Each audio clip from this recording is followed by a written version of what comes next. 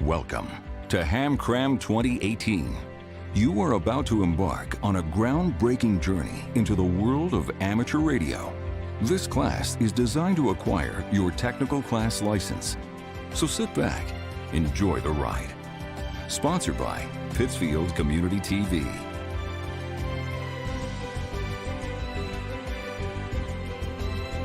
And welcome back to HamCram2018. This is KD2NML, Joshua, and we're learning about safety first.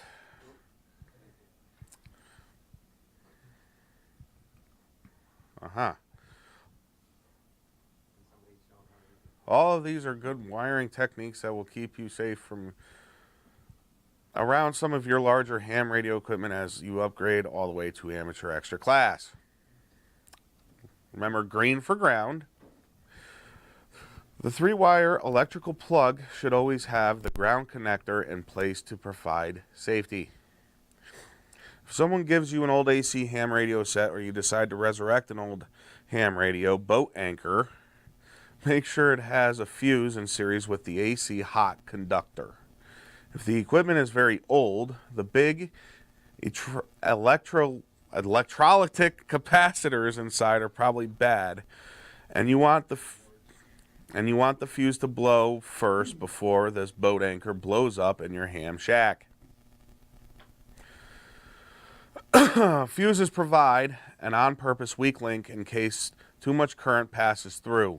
The weak fuse element will melt at a specific current and the circuit is now interrupted.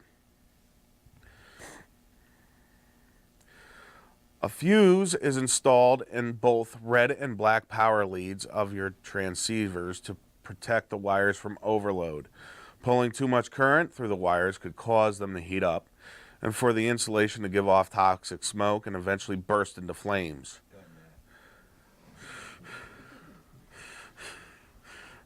I'm pretty sure we've all at some point.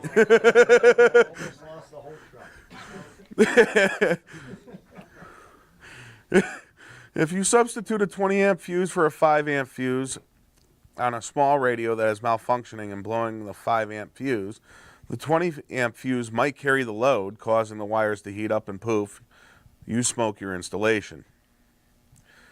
High voltage capacitors will many times store a charge for quite a while after the equipment has turned off. Keep your fingers well away from any power supply until you have metered it for lethal voltages that may still be present, even though it has been unplugged from the wall for many hours. High voltage is not something you need to cower in terror over, but you do need to respect it. Never work on high voltage alone. At the very least, you need to have somebody around to extinguish your flaming carcass in case you get yourself across the wrong terminals. Yes. Put your left hand in your back pocket. There is a large artery full of highly conducted salt water, newly oxygenated blood that runs from your left hand to your heart, which you do not want to be in the equation. You are far less likely to blow out an aorta with a shock to your right hand. Better yet, it's best not to get any electrical shock at all. To be really safe, unplug the equipment in question. Fully discharge any capacitors with a shorting stick. Attach your voltmeter probes to the test points in question with insulated alligator clips if necessary, then reapply the power from a safe distance. This way you won't even be touching the voltmeter probes. This is how broadcast engineers measure 25 kilovolt DC plate circuits and such without dying.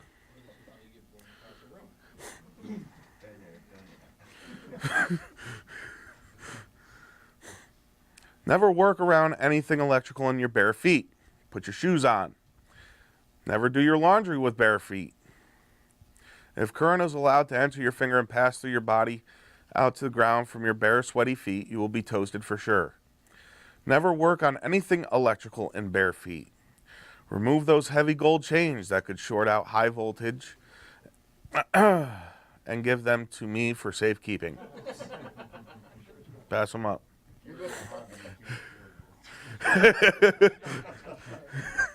Gold plated is fine too. I'll take that. The current could cause heating of the tissue, disrupts the electrical functions of cells, and it causes involuntary muscle contractions. Indeed, current flowing through your body is a lethal health hazard. Electrocution is not fun. Many ham operators provide an emergency grab-and-go bag radio system from a small rechargeable 12-volt battery. If normal AC commercial power is out, you could still charge that battery by turning on your vehicle, and then connect the battery in parallel with a vehicle's battery by plugging it into the accessory receptacle. Overcharging any type of battery, including your little handheld battery, could cause it to heat up and give off dangerous gas or even explode. Be very cautious even with your new handheld battery, and only charge it from the supplied charger or from a recommended ham radio battery charger company. Storage batteries can supply immense amount of current and can act like an arc welder if their terminals are shorted out. Although there are several other dangers associated with storage batteries, high current shorts rank at the top of things to avoid. Side note, I've actually done this in the past. You can actually literally make an arc welder with car batteries. It's possible. So if you can actually make that, it's possible this can happen. Be careful when replacing automotive batteries as well. Dropping a wrench across battery terminals can cause immediate and extensive hissing and fizzing, and can also kill the battery. Doesn't say that, but it can. Many ham operators who work in emergency communications have a spare 12-volt battery outside their ham shack. They can tie into it for emergency power if necessary. The reason we leave the 12-volt battery outside is it contains dangerous acid that could spill, has plenty of power that could cause a fire, and if improperly charged can give off explosive gas.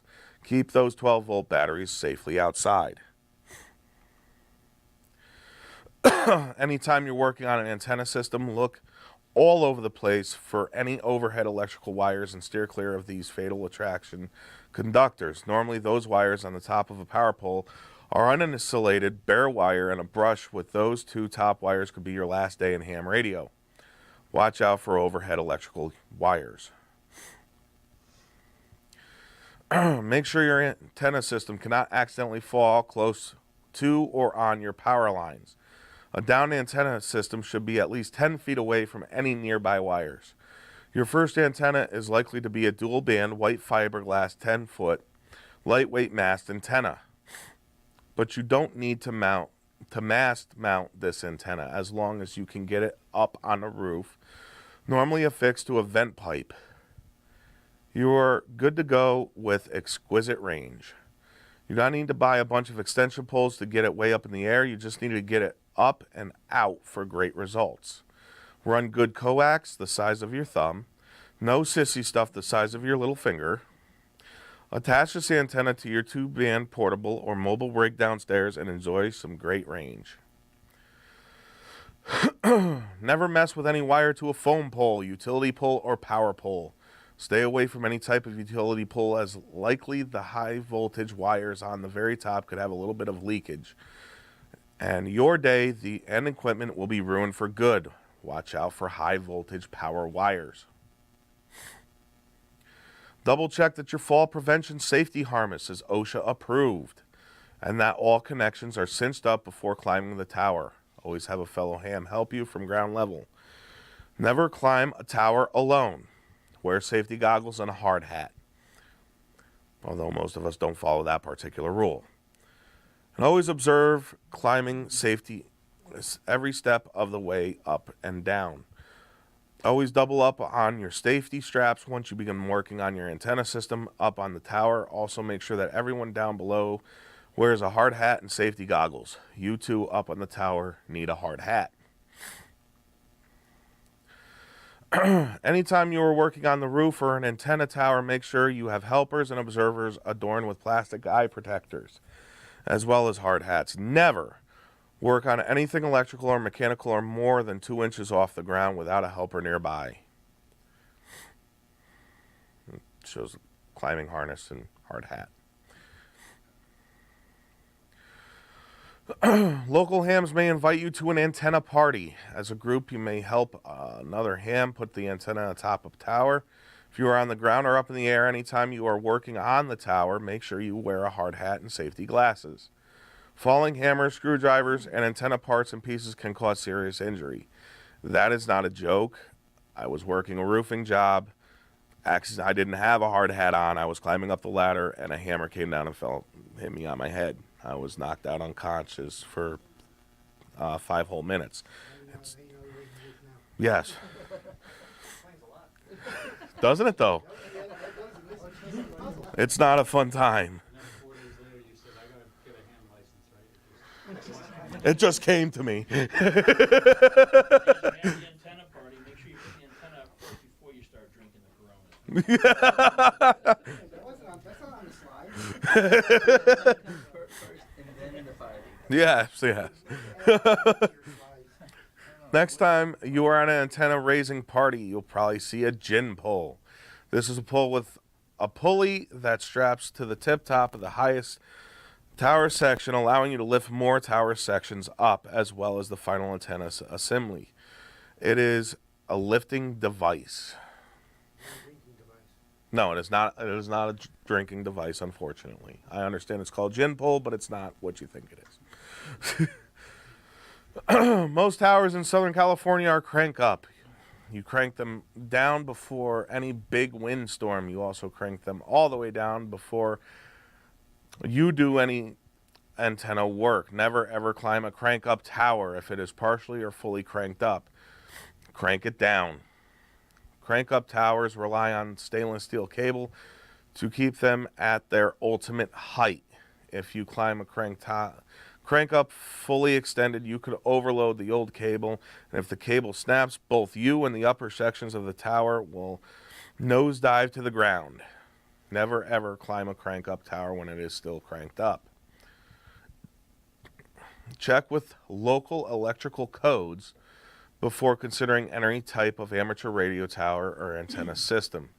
Do your antenna work when your neighbors are not around. Always wear a hard hat and safety glass.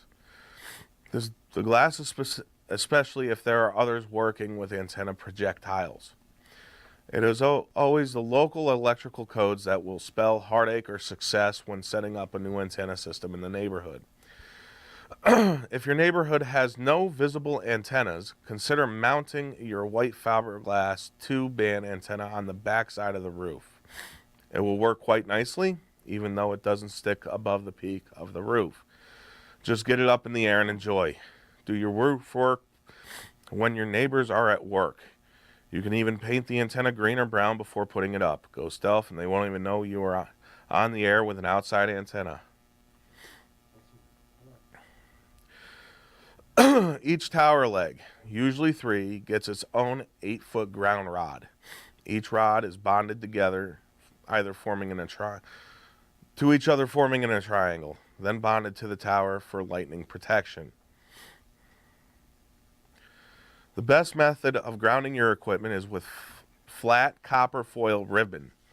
This is available from most ham radio stores. The flat strap offers the best surface area to bleed off static and to minimize ground currents that could cause interference. The strap usually comes in 3-inch widths, and you can fold it once or twice in order to snake it down to a healthy ground rod. When you really go gung-ho with your ham radio hobby, you'll want to install a ham radio tower. Watch out for high voltage electrical wires. Usually the top 2 wires are not protected with outside insulation. Down at the base of the tower, make sure that your grounding wires are as short as possible and go directly to the earth. When you run your grounding conductors, avoid sharp bends, as you don't want to confuse a lightning bolt on how to get from here to there directly. Remember, electricity travels in the path of least resistance. So you don't want bends in your ground wire. You want it to go straight down. You can buy inexpensive lightning protectors that go in series with your coax feed line. These protectors must be grounded to an external ground in order to be effective. They may save your equipment from a nearby lightning strike, but if lightning should actually strike your antenna system, kiss everything goodbye for good. The term RF refers to radio frequency, energy that comes off your ham radio system on transmit. The radio frequency energy can be analyzed as radio frequency field, and these RF fields must have evaluated to determine the environmental effects that this radio energy may have on our well-being. The important factors in evaluating the environmental effects on or of RF emissions are frequencies and power levels of your transmitter, how high your antenna is, and how far away it is from people, the radiation pattern of your antenna, and to some extent, ground reflections of the radiated energies. All of these factors are important to consider. Remember that your operation on many different radio bands changes the frequency of your RF emissions. At certain wavelengths, around 6 meters, the human body absorbs more RF energy, or on lower frequency worldwide wavelengths, the body absorbs less RF. We call maximum permissible exposure, MPE. Every radio frequency has different effects on the body, but the common technician class ham radio 6-meter band at 50 megahertz requires added distance between you and the transmitted antenna. As long as your 6-meter antenna is more than 20 feet away from you at modest power levels, you're going to live to a ripe old age without problems from your ham radio hobby. Never put any type of ham radio antenna within 5 feet of your smiling face or body.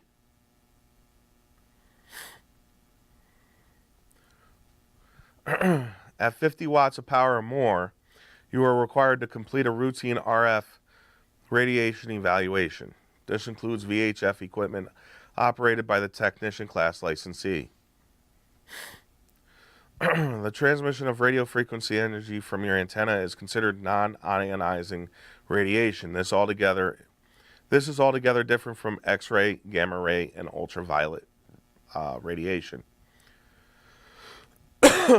You can determine how your station complies with FCC RF exposure regulation by using the W5YI safety tables in the appendix of this book. You can use the tables to estimate safe distances based on FCC OET bulletin numbered 65, or by your own calculations based on computer modeling.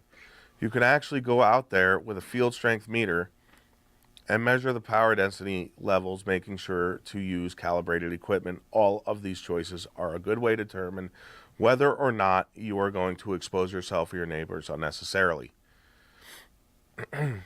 In order to prevent exposure to RF radiation in excess to the FCC specified limits, you may need to relocate your antennas. As you develop your den into a full-fledged radio room, always evaluate and reevaluate all of the equipment going in and all of the antennas going above on the roof. Make sure you are not going to be transmitting and subjecting your family and neighbors to too much RF radiation. Follow the guidelines we have for you in the book and stay safe around radio waves. And it's generally assumed that as a radio amateur, we're going to be doing a lot more listening than talking. Other than being polite and civilized, there's another good reason to listen more than you yak. The less you talk, the lower the percentage of the time you are actually transmitting. Your total RF exposure will be less, at least for a given amount of power. RF exposure at HF frequency is generally of little significance, but at certain VHF frequencies, it can be something to at least think about. All things in moderation. The the simplest definition of ionizing radiation is radiation that ionizes things. I couldn't figure that out by myself. That is, it causes chemical reactions like that used for cancer radiation treatments. Unless you're transmitting ultraviolet, you probably aren't going to be significantly ionizing anything at amateur radio power levels. As an amateur operating under legal power limits, your chances of causing any ionizing radiation are essentially zero. This is about as straightforward a calculation as you can get. Just calculate the duty cycle radio of on time to off time, multiply that by the exposure during the on time to get your total exposure time. 3 minutes divided by 6 equals 2. Radio frequency emissions from your new ham radio station will vary in duty cycle. Depending on what type of emission you are using on FM, every time you key your microphone, your transmitting is working at full tilt. On single sideband, every time you pause between words and syllables, transmitter output drops to almost zero, decreasing the overall duty cycle.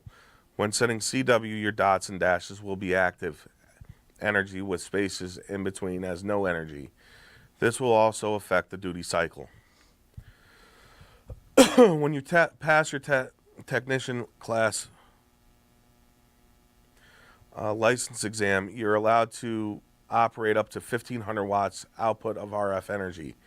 You might run this amount of power while conducting moon bounce operation on the 2 meter or 430 megahertz band. Just make sure that no one can touch with the transmitting antenna with this major amount of power, because it's actually accidentally touching the antenna will cause someone to be burned and injured. It's actually very plausible. The RF burns are serious. It's not fun.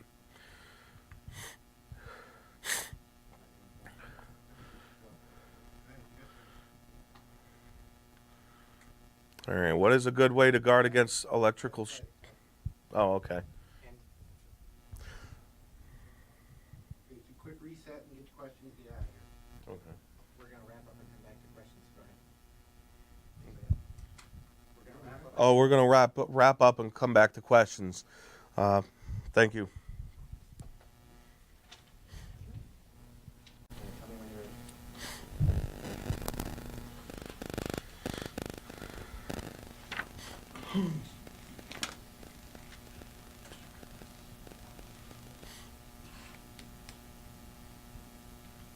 Welcome back.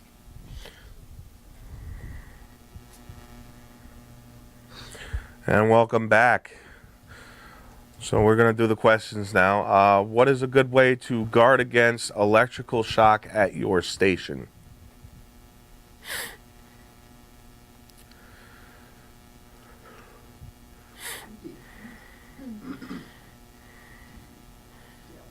We all in agreement? All right. D it is.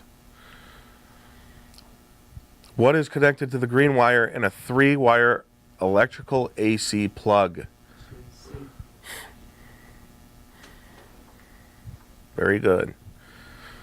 What safety equipment should always be included in home-built equipment that is powered from 120 volts AC power circuits?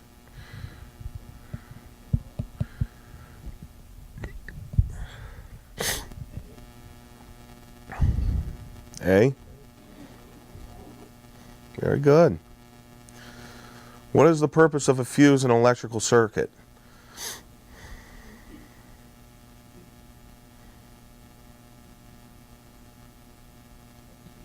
B it is.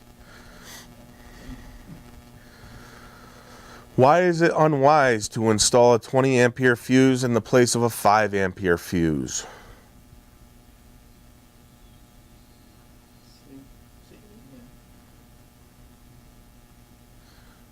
Very good. It could cause a fire. What kind of hazard might exist in a power supply when it's turned off and disconnected?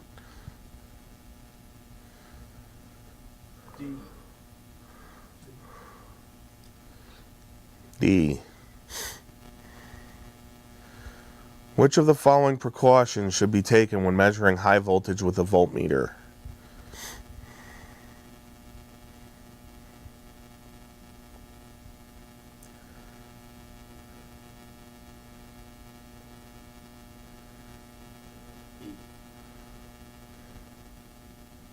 We all in agreement with B?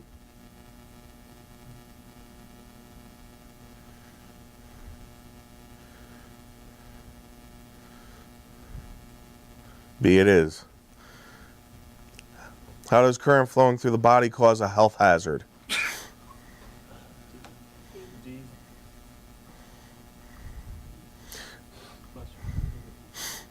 What is one way to recharge a 12-volt lead-acid station battery if the commercial power is out?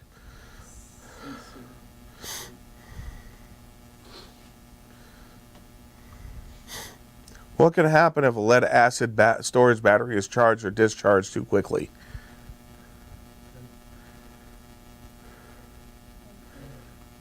Very good. Which of the following is a safety hazard of a 12-voltage storage battery?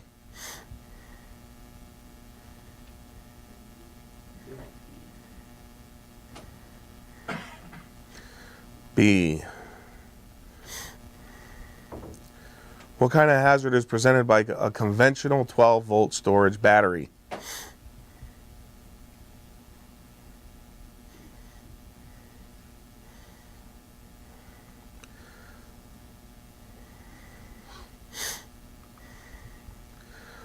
Which of the following is an important safety precaution to observe when putting up an antenna tower?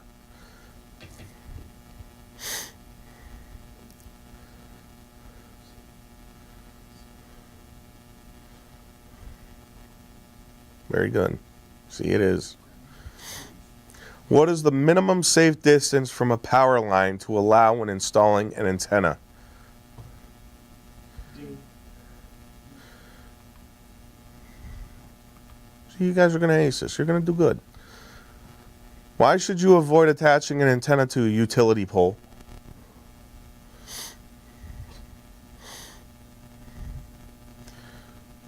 It's got to be B, right? Yeah.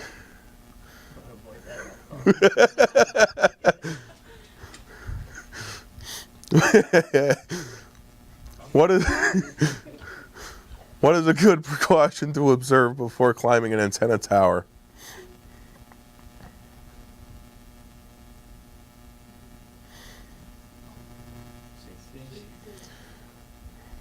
Very good. Under what circumstances is it safe to climb a tower without a helper or observer? D. Are you sure it's not A? When should members of a tower work team wear a hard hat and safety glasses? At all times.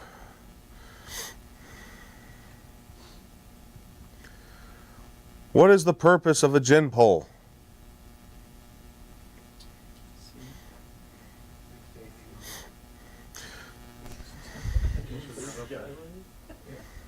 Moving on. Very good. C. Don't listen to that guy over there. Which of the following is an important safety rule to remember when using a crank-up tower?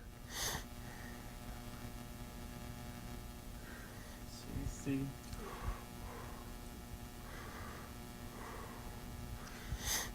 Gee, I thought it shouldn't be painted.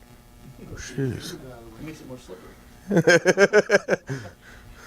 Which of the following establishes grounding requirements for an amateur radio, tower, or antenna?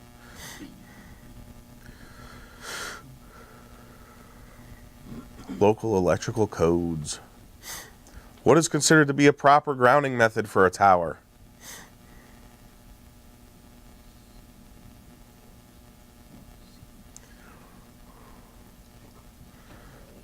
See, it is. Which type of conductor is best used to use for RF grounding?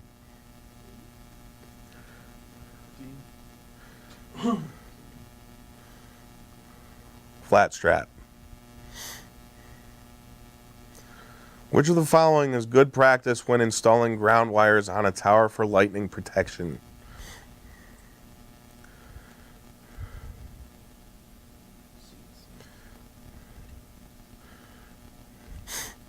You sure it's not clean right angle bends?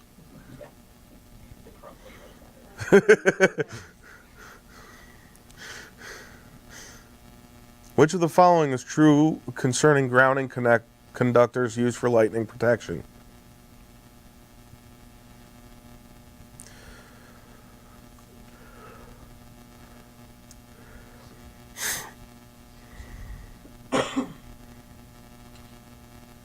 Which of these precautions should be taken when installing devices for lightning protection in a coax cable feed line?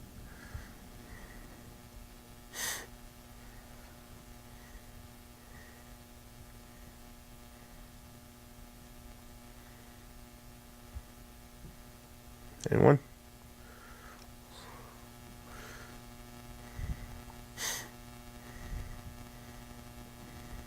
D. Always ground the protectors to a common plate. What factors affect the RF exposure of people near an amateur station antenna? D.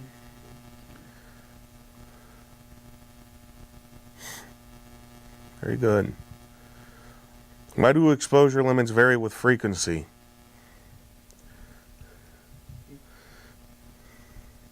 What was that? D. D. D it is. Which of the following frequencies has the lowest maximum possible permissible exposure limit?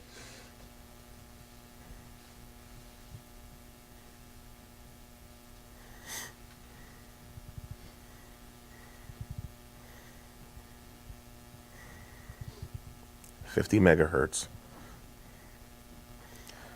When you see maximum permissible exposure limit, just keep in the back of your mind 50 megs. What is the maximum power level that an amateur radio station may use at VHF frequencies before an RF exposure evaluation is required?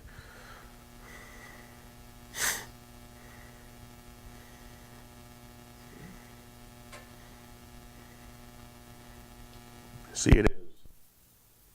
What type of radiation are VHF and UHF radio signals?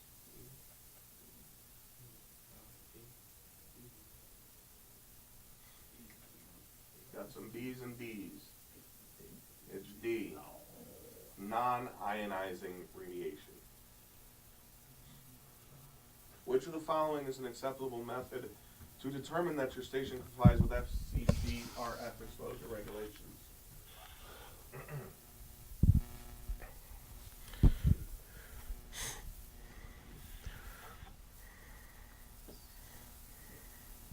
D it is. Which of the following actions might amateur operators take to prevent exposure to RF radiation in excess of FCC supplied limits?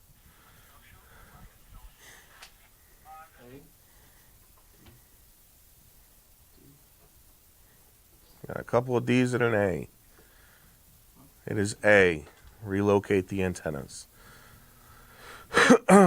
How can you make sure your station stays in compliant with RF safety regulations?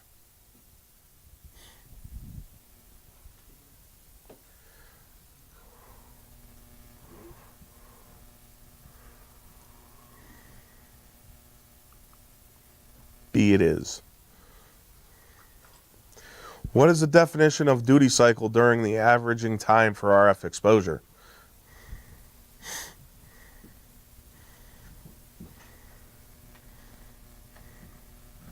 C. How does RF radiation differ from ionizing radiation?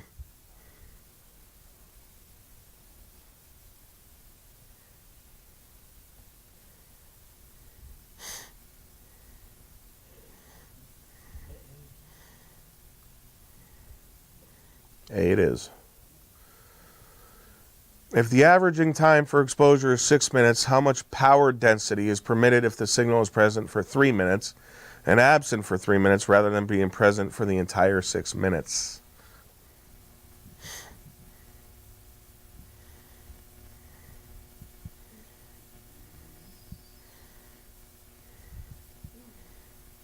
What was it? You don't know? 2 times as much.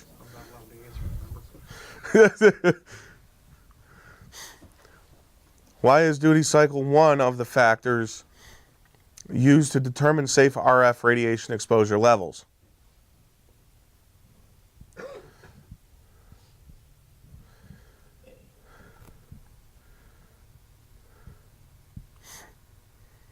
We all in agreement with A? A it is. The A's have it. What could happen if a person accidentally touched your antenna while you were transmitting?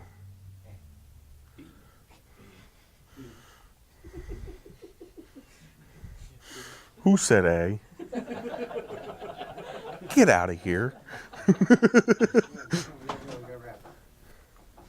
That's it. That's it. That's a wrap, folks. Thanks.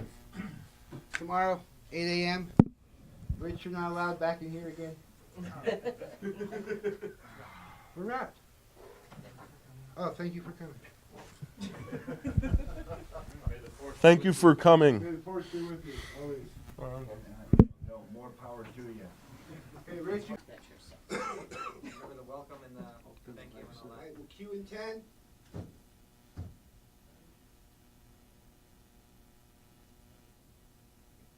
6, 5, 4, 3, 2. Welcome back. I am AC1CX Ron Wunderlich. Now we'll be talking about antennas for our next session this morning. Plenty of new technician class operators looking to work some skywaves on 6 and 10 meters create their own halfway dipole antennas. A dipole antenna is usually mounted parallel to the Earth's surface to transmit horizontal waves.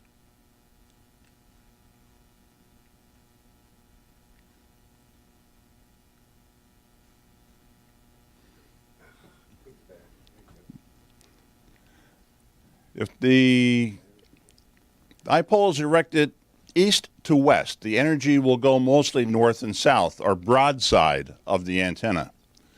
Slightly droop the dipole ends if you wish to have more energy in one direction.